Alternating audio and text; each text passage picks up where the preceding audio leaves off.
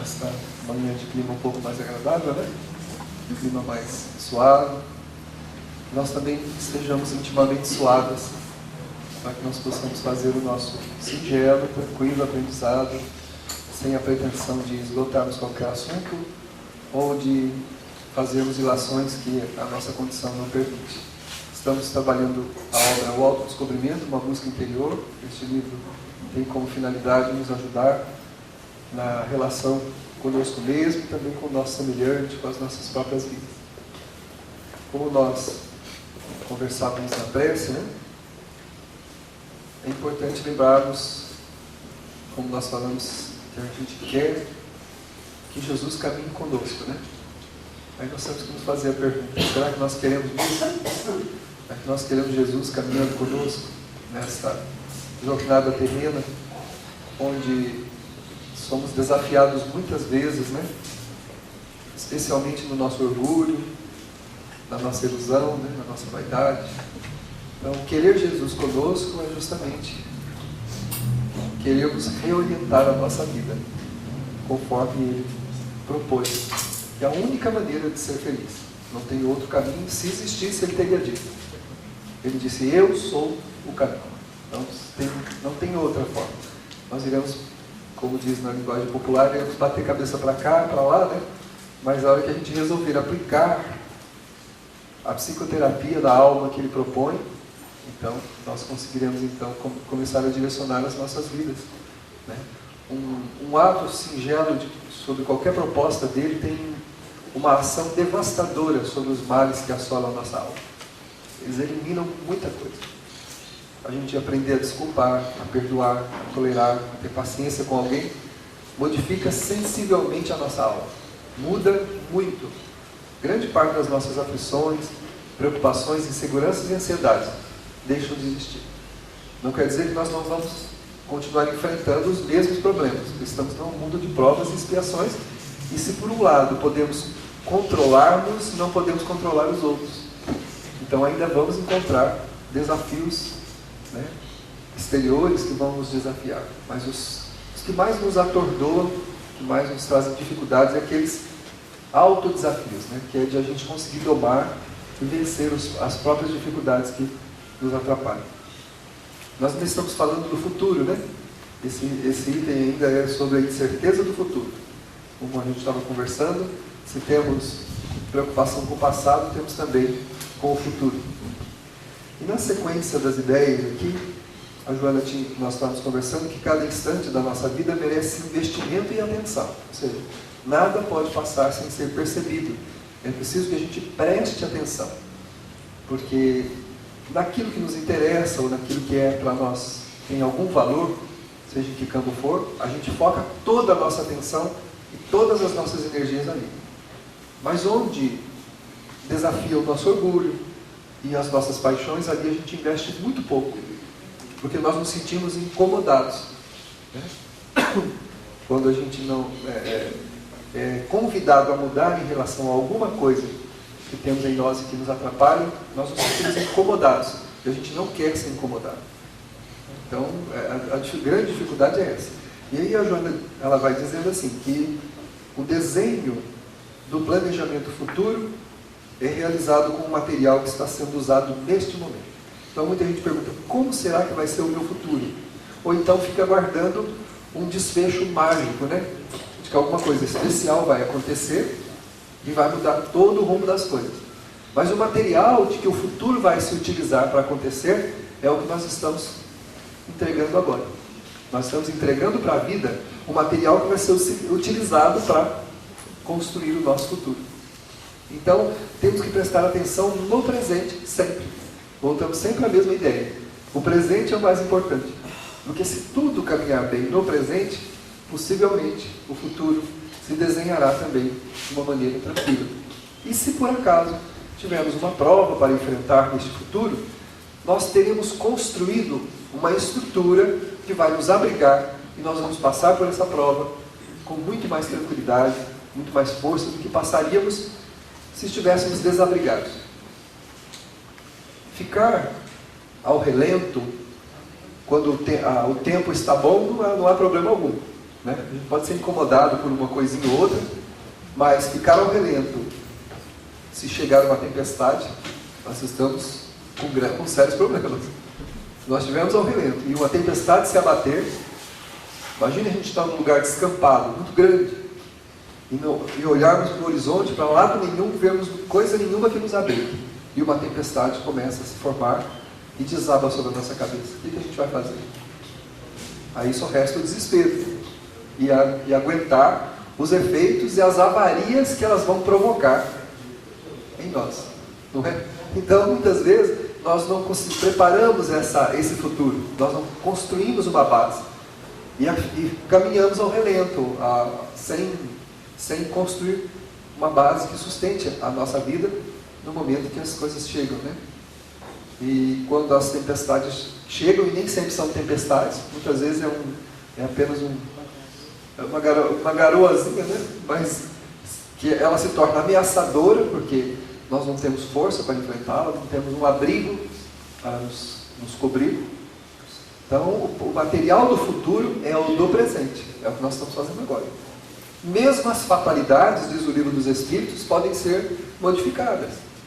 O que é a fatalidade? Uma prova que o Espírito pediu para passar, mas que ela pode mudar de rumo, dependendo da forma como nós lidamos com o presente.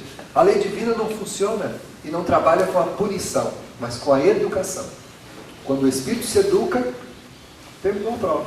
Ou diminuiu-se a intensidade de tal maneira que a pessoa passa por ela, nós passamos por ela, com tranquilidade, com muito mais energia, muito mais força do que passaríamos se estivéssemos que recebê-la na sua totalidade, porque não fizemos nada para mudar.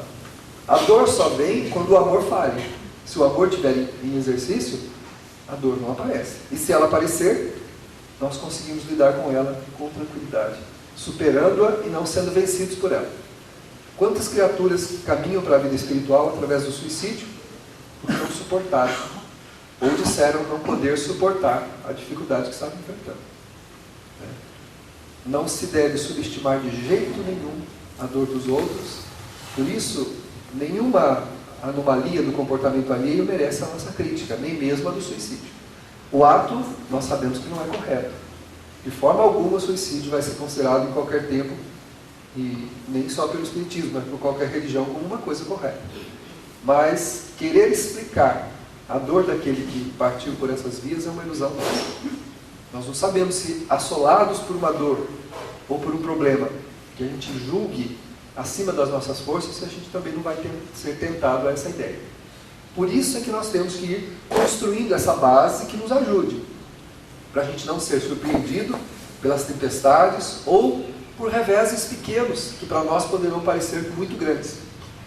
E a gente achar que não vai conseguir caminhar e ser tentado à autodestruição, ao abandono da vida e a outras coisas que levam a gente a perder completamente o interesse pela existência. Então, é importante que nós comecemos a construir, a verificar como estamos vivendo o nosso presente. O que eu estou fazendo em benefício de mim mesmo? O que eu estou fazendo em benefício de mim mesmo? Eu quero que você me proteja. Isso é uma grande ilusão. As pessoas podem usar abrigo exterior e conforto afetivo, que não é realização afetiva. Ninguém se une a ninguém para ter realização afetiva alguma. Eu posso ter um conforto afetivo. O que é um conforto afetivo? Estar do lado de uma pessoa que eu gosto, recebendo todo o carinho, todo o respeito, toda a amizade, toda a disponibilidade. Mas não é isso que vai perenizar, deixar constante a minha tranquilidade íntima, mas é o que eu construir dentro de mim. Isso sim. Então, o que é que eu estou fazendo em benefício de mim mesmo? Reclamo da vida, reclamo dos outros, reclamo de tudo, mas o que eu estou fazendo por mim? Porque, como já conversamos outras vezes, receber coisas ou estar confortavelmente instalado na existência jamais significou garantia de felicidade para quem quer que seja. Porque, como já comentamos também, o índice de suicídio e de abandono da vida e de desrespeito à vida em todos os seus níveis foram cometidos por aqueles que mais tinham, por aqueles que tinham tudo, por aqueles que possuíam da vida o que todo mundo inveja possuir. Então, é uma grande ilusão. As questões exteriores na felicidade, no equilíbrio e na paz do espírito. Não é? Porque alguém que cometa, por exemplo, um crime é alguém que não está em paz. Alguém que é descortês, é desagradável com o seu semelhante, é alguém que não está em paz. É alguém que está infeliz. Porque quem está bem não faz mal a ninguém. Uma pessoa feliz, uma pessoa amorosa, ela não faz mal a ninguém, ela é incapaz de fazer o mal. Porque ela está numa atmosfera benévola, de autossatisfação tão grande, de autoplanificação tão grande, que ela não precisa ferir ninguém, que ela não precisa criar obstáculo para ninguém. É assim que nós vamos construindo, então, esse futuro que a vida nos apresenta, onde a Joana diz que este momento é o mais importante. O que eu estou fazendo da minha vida agora? Nós não podemos nos iludir. Tem um filósofo que disse, né? A gente faz tudo errado e quer que no final dê tudo certo. Não tem jeito. Porque o material do futuro eu estou comprando agora. Eu estou angariando agora o material que vai construir o meu futuro espiritual. E se porventura eu trago alguma fatalidade, dependendo dos materiais que eu uso para me proteger, para construir os meus abrigos interiores nesta vida, para me preservar dos choques emocionais que podem me destruir, que me levar à derrocada, eles me protegerão também dos efeitos mais agudos da própria prova que eu mesmo pedi. Porque estarei modificado. E modificado, eu não preciso mais da lição. Depois que alguém aprendeu a entender que 2 mais 2 é 4, ficar repetindo isso para ele é monótono. E não tem significação alguma. Assim, imagina a sabedoria da lei divina. Se nós compreendemos isso, imagina a lei divina. Se eu botar aqui para vocês 2 mais 2, antes que eu termine o 2, se tem um mais, todo mundo já está concluindo que é 4. É uma lição que não precisa mais ser aprendida. É assim na lei divina. Quando o Espírito aprendeu a lição, quando ele interiorizou o sentimento, a prova deixou de ter sentido. Deixou de ter o seu sentido. De maneira que a gente pode passar por ela com muito menos intensidade, ou até mesmo nem passar, dependendo das situações. Mas nós não temos que ficar preocupados com o que o futuro nos reserva, mas com o que o presente nos está propondo. O que está sendo proposto para mim agora? Lembra que os Espíritos dizem, a doutrina espírita também diz, dia igual a esse não terás nunca mais. Então, cada dia é muito importante para nós. Igual a esse dia, nós não vamos ter nunca mais. Por isso vale qualquer sacrifício, vale qualquer esforço, vale qualquer luta, mesmo que seja pequena.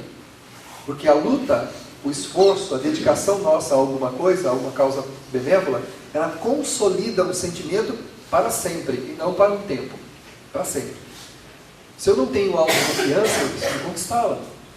Os meus negócios, a minha vida, ela não vai dar certo pela consideração que os outros terão por mim, nem pelo auxílio que eles vão me prestar, mas pelo auxílio que eu prestarei a mim mesmo, pelas construções que eu fizer de mim mesmo. Isso é intransferível.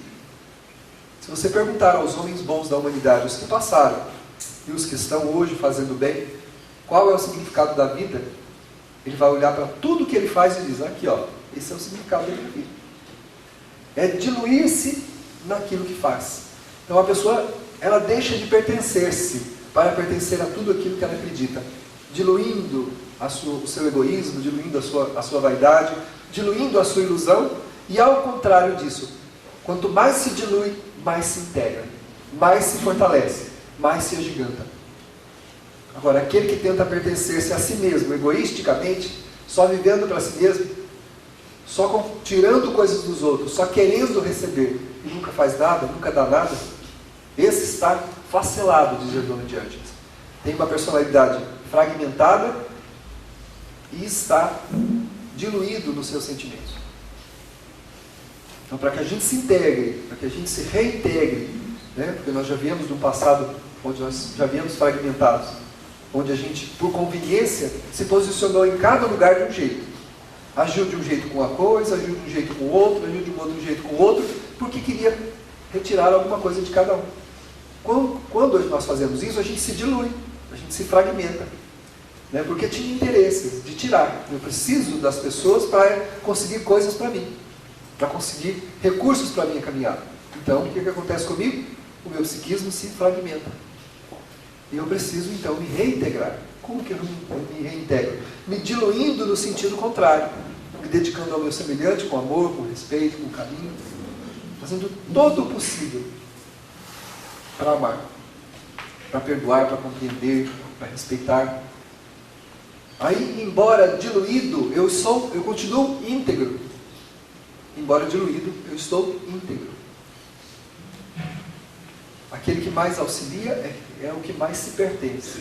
Aquele que mais tira dos outros está preso naqueles a quem tirou. Por que nós temos tantos problemas de relacionamento aqui na Terra? Por que pessoas complicadas, muitas pessoas complicadas passam pela nossa vida? Porque nós estamos o quê? Fragmentados, não estamos diluídos. Nós temos um pedaço de nós em cada um, com quem nós criamos um problema. E temos um problema para resolver. Por isso não podemos criar outros. Que as pessoas criem conosco é o problema delas. Mas nós não devemos de forma alguma criar problemas com as pessoas.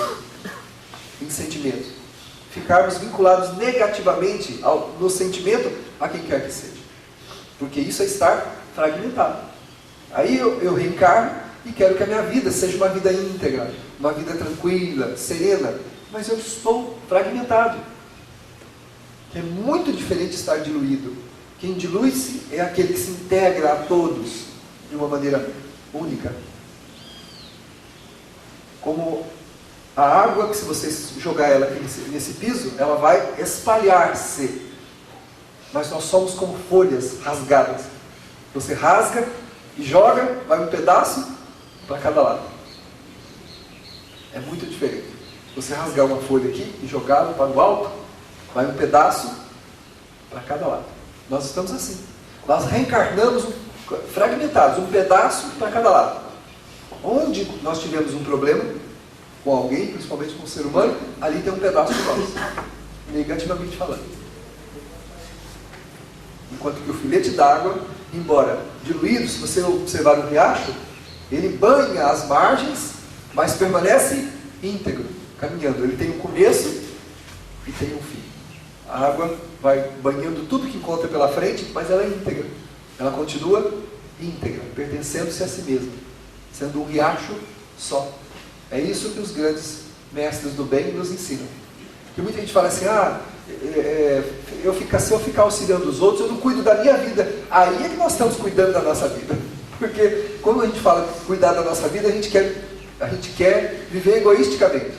Fala, não, as pessoas que se virem, cada um cuida de si mesmo, eu vou cuidar da minha vida. Só que quando a gente tem um interesse, a gente faz o quê? Procura as pessoas. E aí a gente quer usá-las, quer tirar alguma coisa, quer que alguém faça alguma coisa por nós. Mas nós nunca fazemos nada por ninguém. Quer colher alguma coisa de alguém, mas nós nunca semeamos nada, em lugar algum. Somos como as folhas que vão se rasgando, ficando um pedaço para cada lado, aí ficamos vinculados. Como é que vai ser o nosso futuro, se nós nos fragmentamos? Ao invés de nos diluirmos, que é mais sublime, ou seja, penetrarmos as realidades humanas de uma maneira íntegra, com bons sentimentos, auxiliando a todos, sendo prestativos, observando os convites de Jesus para que tipo de convivência nós devemos ter com os outros. A gente é orgulhoso, então, por causa do nosso orgulho, o que nós fazemos? O nosso orgulho faz a gente achar que a gente é especial, que a gente é diferente. Um dia eu ouvi de Maria Dolores, nunca vou me esquecer, já deve ter ouvido isso de mim. Ela disse assim, por que você acha que você não pode ser ferido? Eu estava lá cabrunhado com uma situação que eu vivenciei, não revidei, mas fiquei mal, do mesmo jeito. Fiquei lá, meditando sobre a situação que tinha acontecido comigo. Aí, depois que eu já tinha queimado todos os pavis que eu tinha na cabeça, não tinha mais nenhum para queimar, aí ela apareceu e disse, por que você está assim? Aí quando eu disse, ela falou assim, por que você acha que você não pode ser ferido? Me diga o que há em você, na sua alma, nos seus atributos, nas suas qualidades, que indicam que você não pode ser ferido. Porque se houvesse realmente um atributo especial, você não estaria reclamando de ter sido ferido.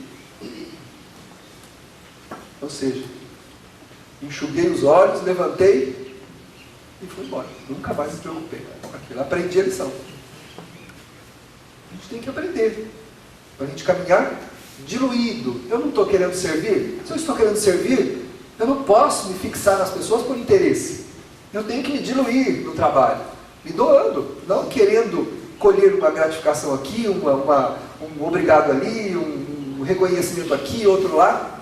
Não preciso, para o bem, eu não preciso de convite. Por que para o mal a gente compra convite? Para um espetáculo horrendo, deplorável a nível moral, a gente chega a comprar o convite, paga 3 mil reais. Aí vai comprar um convite de um jantar de 25 e acha ruim. Fala que o cardápio é pobre, que é ruim e tal. Isso, beneficente. Mas se eu tiver que comprar um convite de para um evento lamentável, moralmente falando, pago 2, 3 mil reais e vou tranquilo. Onde estão os nossos valores? Como é que a gente quer pertencer-se desse jeito? Temos que refletir, temos que pensar, para a gente poder usar o material do presente para preparar esse futuro benéfico que nos ajude, né?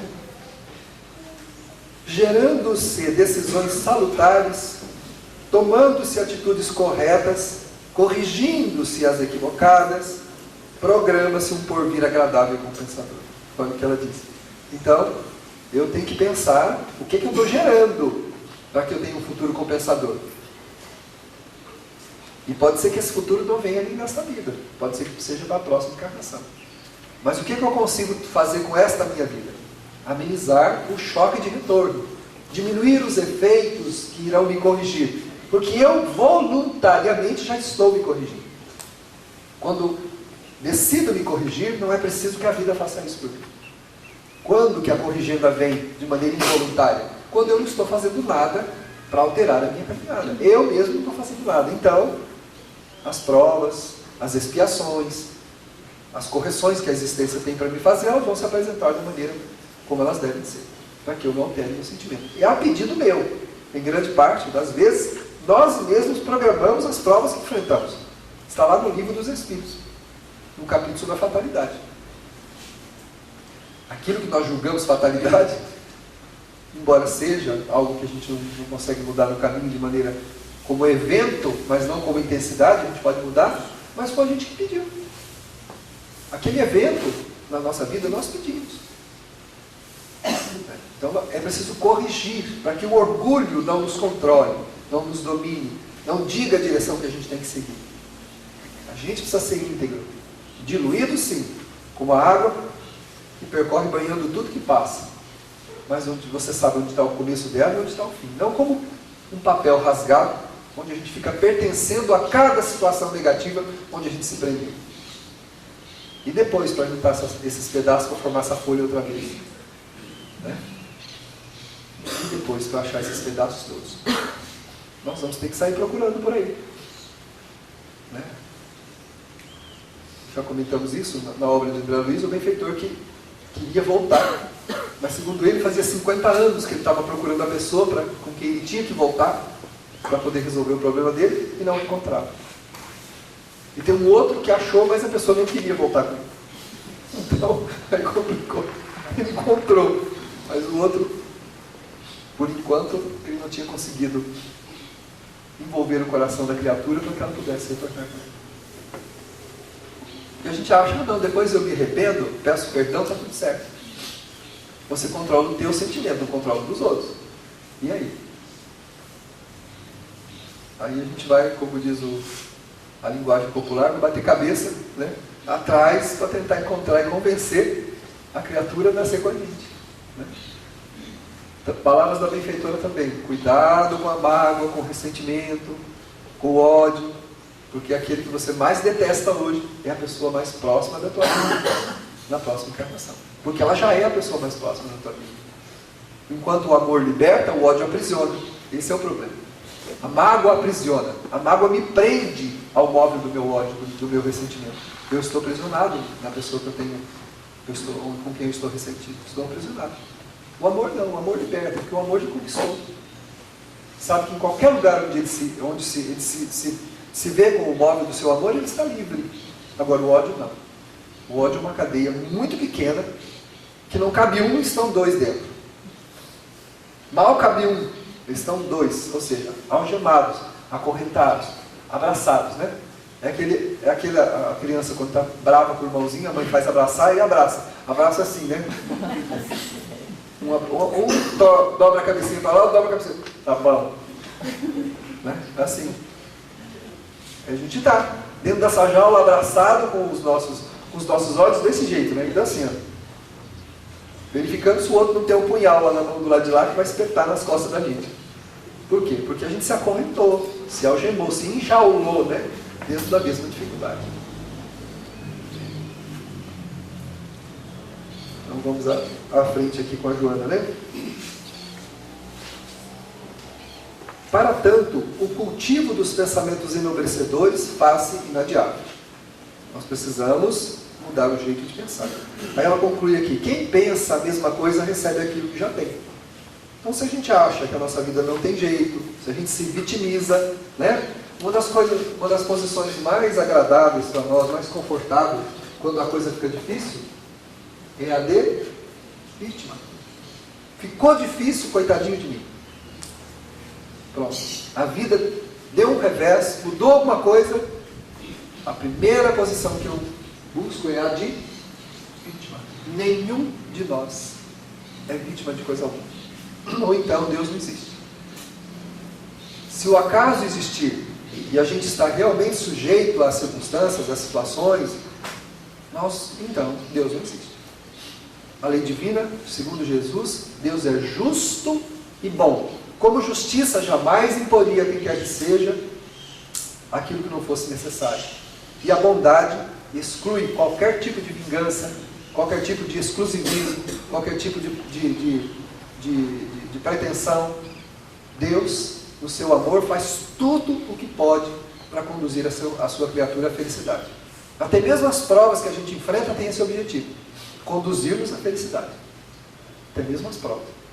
Porque se nós não solucionarmos as questões que carregamos, não podemos passar para a etapa seguinte. Não houve um aprendizado. Nós estamos evolutivamente estacionados. Em muitos campos da nossa vida, nós estamos evolutivamente estacionados. Porque ainda continuamos repetindo aqueles erros indefinidamente sem querer mudá-los. E Deus não nos impõe nada. O que Ele faz? Ele permite que a gente se veja nas mesmas situações que nós criamos, sob o efeito delas, para que com o constrangimento que esses efeitos provocam em nós, a gente consiga aprender uma lição. Se eu criei um ódio com o meu semelhante, com alguém, qual a melhor forma de resolver isso? Colocando a gente perto do outro. Mas eu sou obrigado a conviver com essa pessoa? Pois é o método mais eficiente de se corrigir uma dificuldade entre duas criaturas, convidando-as para conviver. Por isso que o ponto alto da existência, embora eu escrevi aqui em rosa, não tem nada de rosa, né? É a convivência. Dentro do campo do relacionamento, um dos mais difíceis procedimentos, uma das mais difíceis atividades do espírito do planeta. A prova de provas e expiações. Digo na Terra por quê? Porque em outros mundos conviver é um prazer. Na Terra, para em algumas situações, pode ser um martírio. Pode ser um grande desafio. Né? Mas se é um grande desafio, não é algo que a gente não consiga. Não é algo que a gente não consiga. Se a gente sair da posição de vítima, coitadinho de mim, e partirmos para a posição daqueles que precisam resolver os próprios problemas em relação ao seu sentimento, então nós vamos compreender que se existem pessoas difíceis onde nós estamos, conosco, seja no nosso lar, seja no nosso trabalho, seja na atividade religiosa, seja no círculo da amizade, se tem pessoas difíceis que eu tenho que conviver, como disse uma amiga minha, que vai fazer o quê? Né? A gente tem que engolir. Não, engolindo a gente já vem há muito tempo. Não é engolir não. Ninguém tem que engolir nada não. A gente precisa compreender. O Ivan de Albuquerque nos deu uma mensagem na semana passada e ele encerra dizendo que aceitaram tudo, né? Sem compreender não é uma boa coisa. Então não é engolir não. Fazer o quê? Já que eu tenho que estar aqui, vou engolir, né? Vamos engolir, né? Oi, né? Oi. Isso pode ser bom para quem olha para a gente, embora não seja muito, porque as pessoas fazem leitura e vê que a gente está sendo hipócrita, mas vamos supor que seja pelo menos cortês fazer isso. Não nos faz bem de forma alguma. E as insatisfações, as angústias, as dificuldades vão permanecer em nós.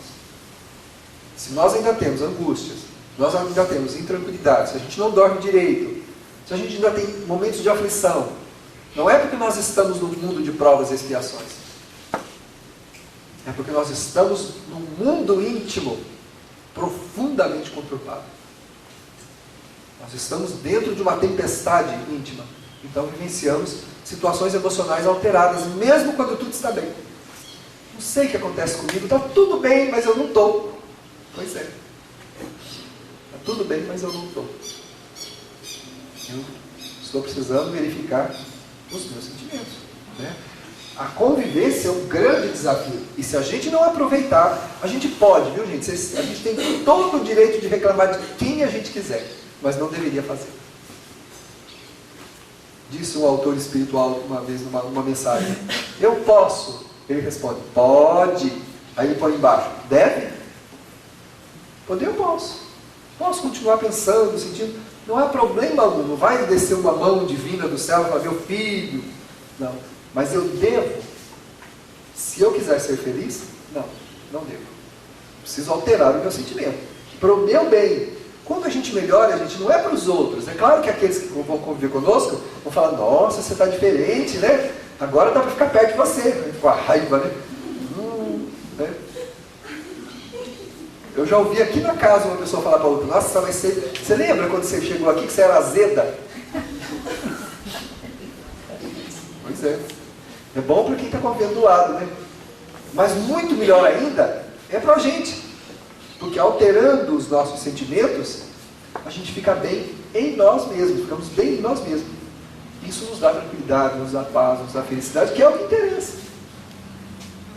Nós viemos à Terra para fazer isso, para superar sentimentos, para melhorar a nossa condição emocional, para a gente parar de sofrer. Mas é uma decisão que nós temos que tomar a nosso favor, não é para agradar os outros. Então, em qualquer campo onde somos convidados a conviver, nós precisamos fazer o nosso melhor. O nosso melhor.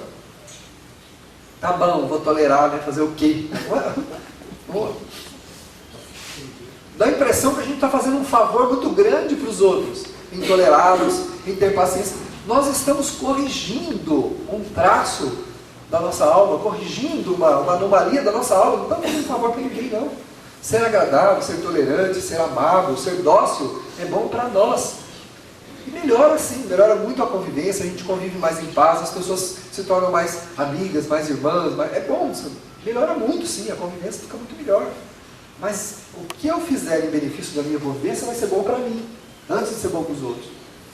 Vai fazer com que eu resolva muitos dos meus problemas.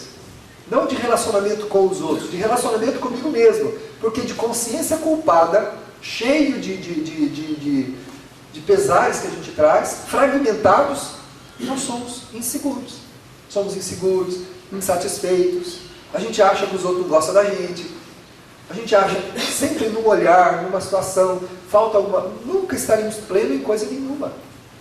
Porque nós não nos pertencemos. Ou seja, nós temos lacunas muito graves para serem resolvidas conosco mesmo. Como decorrência da acomodação aos hábitos e ideias, a pessoa esconde suas aspirações e valores nobres nos conflitos a que se acostuma e nas quais se compraz dos transtornos neuróticos. A pessoa se neuratiza. Tudo para ela é um problema. Tem gente que ela consegue fazer problema onde não existe. Tudo para a pessoa é um grande problema. É um neurótico. Ela se acostumou às ideias negativas. E por mais que a realidade se apresente promissora, benéfica, para ela nunca nada está bom.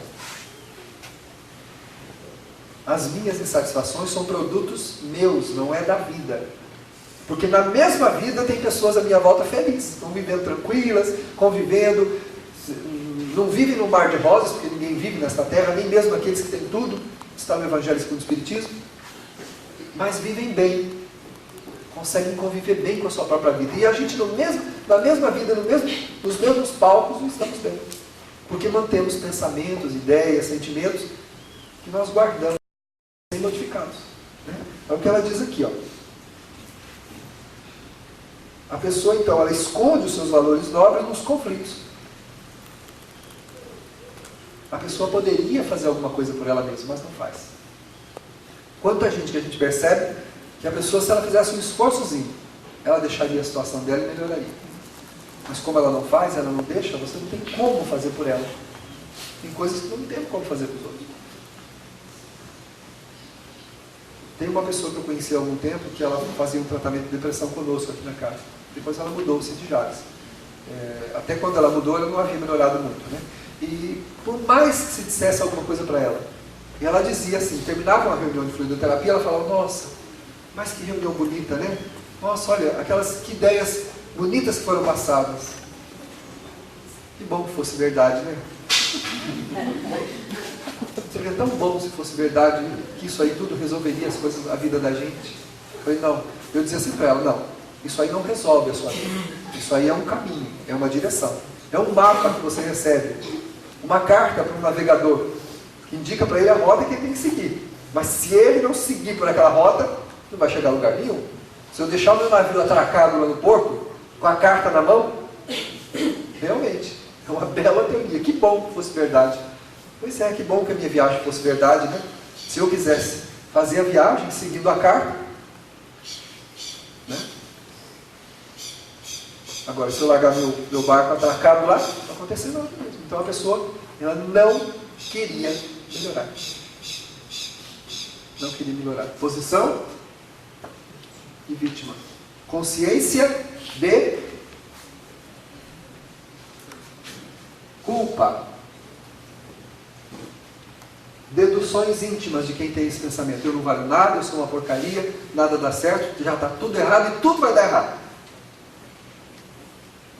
Não, na minha vida vai dar sempre tudo errado. Autossentença. Autossentença. Não é que a nossa palavra, o nosso pensamento vai projetar um futuro ruim. É que não fazendo nada pelo meu presente, não aproveitando as oportunidades do agora, eu não modifico a minha caminhada. Vou continuar como estou. Consequentemente, realmente o futuro vai ser ruim, porque o presente está ruim. E eu não estou alterando o presente. Amanhã vai ser uma repetição do dia de hoje. O outro também, o outro também, o outro também. Porque a culpa me enterrou num conceito de autodestruição. Eu não valho nada, eu sou uma porcaria, eu não vou servir nada para nada nunca, eu não vou fazer nada de especial nunca. Tudo que eu quis fazer para os outros dá certo, para mim não. Né? Os outros dá tudo certo, para mim dá tudo errado. Esse conceito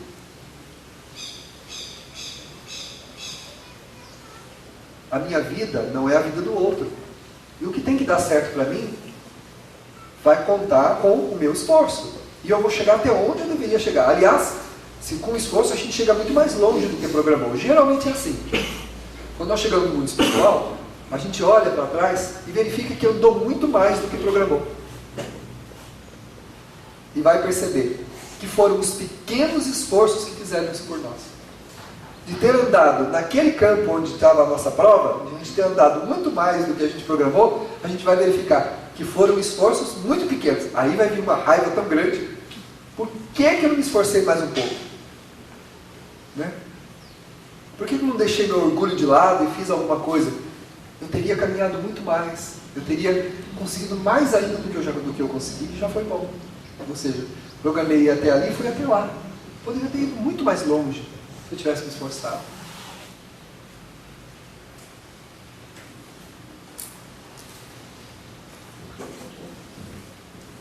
A insatisfação lhe constitui causa ou desculpa para não lutar, transferindo para os demais a culpa do seu insucesso, a responsabilidade da sua aceitação sem resistência. Não faço nada, me vitimizo e os outros são culpados. Todo mundo é culpado do que acontece comigo. Né? Ninguém me compreende, ninguém me aceita, ninguém me ama, ninguém me quer. Esse é o conceito. Esse é o conceito. Né? A gente se acomoda ali. E a Joana de Ângeles, em uma outra obra, diz assim, que a gente pode ficar desse jeito por 9, 10, 11, 12 encarnações. Até que a gente resolva fazer alguma coisa por si mesmo. Sabe quando a gente começa a querer fazer alguma coisa por nós mesmos? Quando a gente começar a olhar para o lado e não reconhecer mais aqueles que estavam caminhando conosco, porque eles fizeram e evoluíram, e a gente ficou. Aí olha para o lado, nossa, tem um menino aqui na cidade que ele chorava outro dia, porque tinha tido um atrito com o pai, e ele falava assim, eu não sou dessa família. Mas como assim não sou dessa família? Quer dizer, ele não tinha maturidade para falar uma coisa dessa ainda. Mas ele falava assim, eu olho para minha mãe, para o meu pai, para meus irmãos, eles não parecem minha família. E eu pensei comigo mesmo, provavelmente não são. Provavelmente são espíritos com quem ele arrumou débitos e não créditos, né? Afetividade. É uma verdade. Aí a gente se impulsiona a querer correr atrás do prejuízo. Daí chega no mundo espiritual e vê que os afetos foram para frente, andaram. A gente ficou com os problemas para trás para resolver. Aí a gente percebe aquele que falava que não conseguia mais correr, levantar e ó, onde arrumou força? Saiu da posição de vítima e resolveu esquecer para trás. Errei sim, reconheço meus erros. Nenhum de nós deve falar assim, eu sou santo, nada fiz de errado, está tudo certo, minha vida vai dar certo, porque eu nunca me enganei. Não, me enganei sim. Fiz um monte de coisa que não devia, um monte de caca. Agora eu preciso consertar, mas eu não sou uma porcaria por causa disso, eu sou imperfeito. Sou imperfeito e preciso mudar isso, mas eu não sou uma porcaria. Então guardar culpa não vai nos auxiliar em nada, né? Então nós precisamos romper com esse conceito da culpa, que está muito estreitamente ligado à posição de vítima. Toda pessoa que se vitimiza reconhece profundamente culpado. Então nós temos que romper com esse conceito para quê? Para que a gente tenha satisfação em viver e não insatisfação. Um dos aferidores da existência. Como é que eu percebo que eu estou na caminhada do aprendizado? Não é bem, não, perfeito, sem problema. Se eu estou satisfeito com a vida que eu tenho. Se eu sou uma pessoa insatisfeita, está aí um grande aferidor para eu perceber que eu não estou caminhando. Que eu estou enclausurado na culpa e na posição de vítima. Como vítima, culpo-me terrivelmente por ninguém gostar de mim, pelas coisas não darem certo para mim, pela minha vida, segundo o meu conceito, não caminhar. O que não é verdade. A vida deu certo, as pessoas gostam de mim sim, mas eu não enxergo. Muita gente me ama, eu não tenho a menor ideia. Se cada um de nós pudesse agora, a espiritualidade fala assim, vamos sair do corpo um pouquinho, para que você visualize a sua vida de uma esfera maior. Vamos, tiraria a gente do corpo, levaria a gente para o mundo espiritual e permitiria que conscientemente a gente olhasse para a nossa vida com tudo o que está nos envolvendo nesse momento. Nós voltaríamos envergonhados de saber quantas criaturas nos amam, quantas criaturas querem que a gente seja feliz, quantos trabalham para que a gente seja feliz e só a gente não está fazendo nada por si mesmo. Benfeitores cujos corações dedicados 24 horas por dia cuidando da gente. Dormindo ou acordado, eles estão do nosso lado. Corações aqui na terra que todos os dias, gratuitamente, oram por nós, pedindo a Deus intercessão. E a gente ia descobrir que muitas das dificuldades que nós não passamos e problemas que nós não enfrentamos é por mérito dos outros que oraram por nós e nos ajudaram. Então Deus considera a prece dos justos, dos bons, daqueles que amam. Deus considera a prece daqueles que amam. A prece do egoísta, do orgulhoso, do prepotente não sobe às alturas infinitas e não chega a Deus. É uma prece horizontal. A pessoa ora e a prece dela fica aqui, ó, nas imediações da própria vida. Só a prece do humilde, do amoroso, da pessoa boa, essa prece vai embora para as alturas infinitas encontrar ressonância em alguma região e de lá vem uma ajuda e nos atinge. Quantos corações fazem isso todos os dias por nós? A benfeitora me fez ouvir uma vez isso, sabe? Um momento de baixa emocional, onde a gente, mesmo conhecendo tudo, você ainda dá uns mergulhos, né? No momento em que eu fui orar, eu comecei a ouvir pessoas orando por mim. Fiquei profundamente envergonhado. Falei, meu Deus, eu que tenho que fazer alguma coisa por mim mesmo, né? Já que tantos fazem isso, e eu não mereço, são gratos por coisas que eu nem imagino porque são. Então a gente ia ficar envergonhado, a gente ia voltar dessa viagem e mudar completamente a nossa vida. Será que a gente precisa passar por uma experiência de quase morte, como muitos passaram para mudar a nossa existência? Quantos passaram pela experiência de quase morte, né? A pessoa vai, praticamente está considerada pela medicina como morta. Vai a algum lugar, visualiza toda a sua vida e volta e muda a vida completamente. Porque compreende, percebe o sentido, a grandeza da vida. Mas nós não precisamos passar por isso. Nós temos conhecimento. Esses não tiveram. São pessoas que viveram o materialismo, que viveram desconectadas de qualquer informação espiritual, que nunca se interessaram por nada. Então precisam de uma experiência aguda, grave, para que o espírito caia em si. Mas nós precisamos, nós sabemos, nós conhecemos, estamos aqui falando a respeito. É isso aqui que nós estamos falando, conversando, que nós precisamos aplicar. Para que a gente não precise de uma experiência dessa, alguém que nos tire do corpo, a gente vá fazer uma viagem para voltar consciente daquilo, né? Nós já estamos na melhor caminhada possível para esse desenvolvimento. Então, a satisfação em viver, em estar na vida que nós estamos, bem localizado junto àqueles que nós estamos, com todo carinho, com todo respeito, é uma bênção. O poema de Amélia Rodrigues, que o Divaldo sempre recita, ela encerra dizendo: se eu não tiver, Senhor, nem a companhia de um cão, ainda tenho a Ti, Senhor. Ela encerra o poema dizendo isso. Se eu não tiver nem a companhia de um cão, isso não é motivo para que eu me sinta isolado, preterido, ignorado. Pelo contrário, nós nunca estamos sozinhos, em momento algum. Sabe, a insatisfação viria da nossa ingratidão diante da vida? Com certeza, ingratidão. É um sentimento de ingratidão. Por tudo que a gente tem e não reconhece que tem. Por tudo que nós somos, podemos e não reconhecemos. Porque nós nos enclausuramos na posição de vítima e instituímos a culpa. Eu sou culpado, não valho nada, mas é o que ela coloca aqui, não quer lutar. Não quer lutar. Ela fala assim, ó, é a nossa aceitação a essa ideia sem resistência. Por quê? Porque transferimos para os demais a culpa do nosso insucesso e da nossa irresponsabilidade. A insatisfação, segundo a Joana, é uma desculpa para a gente não lutar. É uma desculpa. Não sei, né? Minha vida não vai, nada dá certo. É uma desculpa para a gente não fazer a nossa parte. Quando a gente, como diz na linguagem popular também, tem que morrer lutando. Ou seja, enquanto há condição de lutar, eu vou lutar. Quando não tiver mais jeito, aí é paciência. Quando depender de mim, vou fazer. Eu já disse para vocês que uma das vezes que eu fui ao Rio, no Feiral Espírita, no Rio de Janeiro, eu encontrei uma terapeuta, ela é psicóloga, terapeuta, e é professora da Universidade Estadual do Rio de Janeiro, da UERJ. Ela é professora de psicologia da UERJ. Tem uma percepção das mais aguçadas e mais sensíveis que eu já pude presenciar. Tem um filho que nasceu sem os dois braços, um pequenininho, nasceu sem os dois bracinhos, e ela é cega. Dotado de uma sensibilidade que eu nunca vi. É terapeuta, é psicóloga, professora da universidade e é cega. Tem um filhinho, né, sem os dois, nasceu sem os dois bracinhos. Que hoje já deve estar... O menino não, já deve estar grandão. Ela tinha uma sensibilidade fantástica.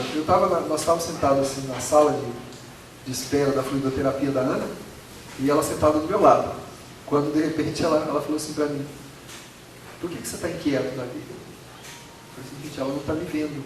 Nunca pode saber que eu estou inquieto. Mas como é que você sabe? Ela falou: você já mudou de posição 4 vezes a sua perna. 2 para a direita, não, 1 para a direita e 3 para a esquerda. Eu falei: vixe. Você está inquieto? Eu falei: eu estou mesmo, estou preocupado com a situação.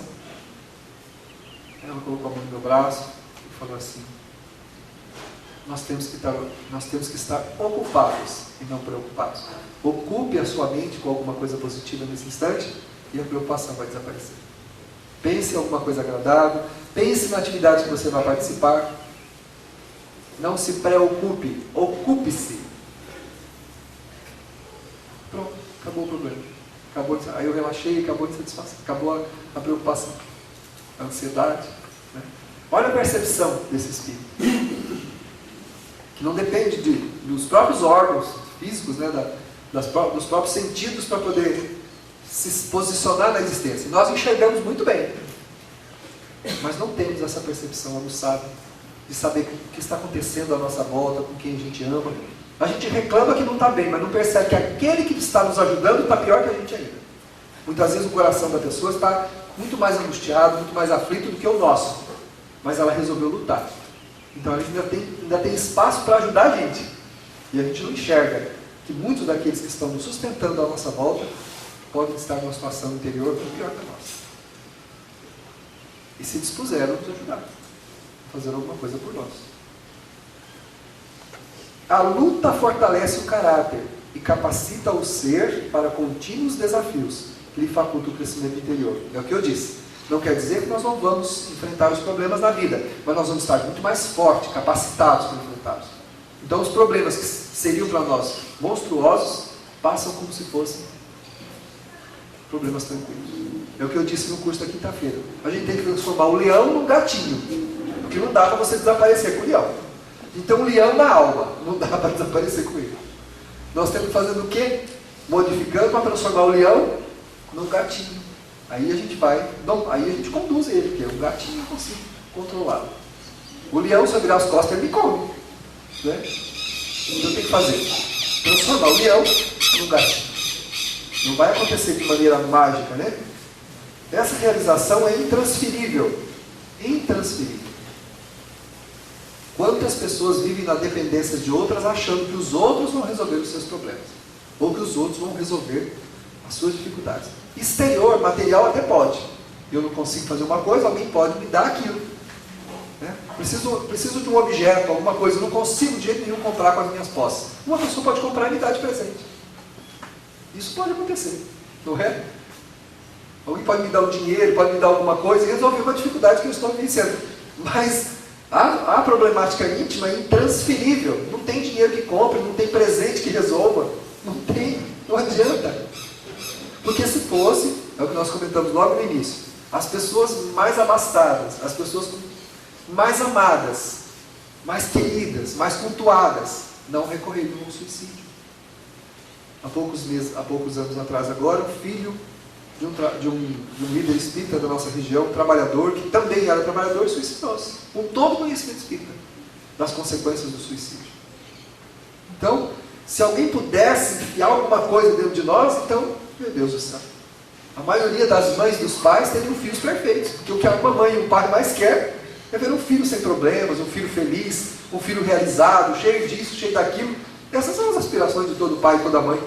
Né? Era só pegar um chipzinho, botar lá na cabecinha dele, fechou, pronto. Dá um play lá, acabou. Perfeito, né?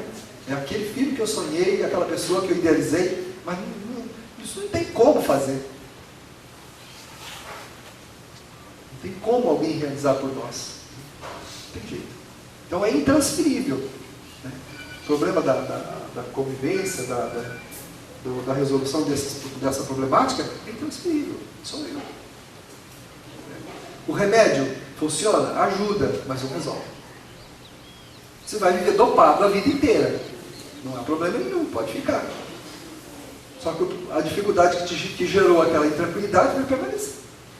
Vai permanecer. Somente a renovação íntima altera significativamente o emocional e a caminhada da criatura quando ela se dispõe a fazer. E até que não faça, ninguém fará por nós. A vida é um desafio individual, embora de exercício coletivo. Cada criatura recebe em cada tempo os campos de esperança que precisa para motivar-se a prosseguir. E as motivações não significam a ausência de problemas, muito menos de desafios. É possível que essas motivações nasçam dentro dos desafios que estamos. Não são nos palcos de delícias, não são nas experiências onde logramos todo o êxito possível, materialmente falando, exteriormente falando, que conquistaremos a paz íntima. Mas é muita vez nos campos da sofreguidão, da renúncia, da dedicação, do sacrifício, da abnegação, quando nos dedicamos à causa da melhoria íntima através do espraiar dos nossos sentimentos sobre os nossos irmãos, é que colhemos a tranquilidade íntima, porque nos autorizamos a ser felizes outra vez. Observemos os convites da existência. Jesus já acelerava: "Sê tu quem ama". Aquele que espera ser amado, colhe em terreno alheio, mas aquele que ama, colhe em terreno próprio, e é o primeiro a deliciar-se com os frutos de primeira qualidade que encontra nas plantações íntimas. Somos ceareiros de nossas próprias jornadas. Devemos semear. Aprendamos a conviver pacífica e docilmente com todos aqueles que a vida nos convidou. Deixemos as complicações, os problemas de relacionamento que nascem da nossa frustração, da nossa insatisfação, e não da maneira com que os outros agem conosco, porque isso é um problema de cada um. O nosso é que nos pertence e necessita de urgência para a sua resolução. Que o Senhor nos abençoe. Permita-nos as disposições da verdadeira caridade, do amor e da bondade, para edificarmos a nobreza